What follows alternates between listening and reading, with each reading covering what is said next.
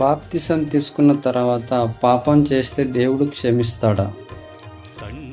అంటే బాప్తిసం తీసుకున్న కొత్తలో సర్వసత్యం తెలియదు కాబట్టి, జ్ఞానం లేదు కాబట్టి పాపం చేస్తూ పడిపోతూ ఉంటారు ప్రతి ఒక్కరు. కానీ వాక్యము ప్రతిదీ తెలిసినప్పుడు, జ్ఞానం అనేది మనిషికి వచ్చినప్పుడు, బలపడిన తర్వాత మనిషి పాపం చేయడు. ఎందుకంటే దేవుని ఆజ్ఞలు ప్రతిదీ తెలుసుకుంటాడు కాబట్టి అప్పుడు భయం అనేది కలుగుతుంది.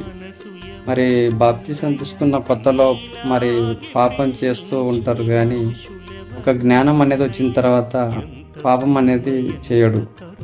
అందుకొరకే నీతిమంతుడు 7 మార్లు పడినను లేస్తాడని వాక్యం సెలవిస్తుంది. దేవుడు క్షమిస్తున్నాడు కాబట్టి మరి ఆ మాట రాయించాడు కాబట్టి ఏదేమైనా బాప్తిసం తీసుకున్న ప్రతి ఒక్కరూ పాపం చేయకుండా దేవుని యందు భయము భక్తి కలిగి జీవించాలి.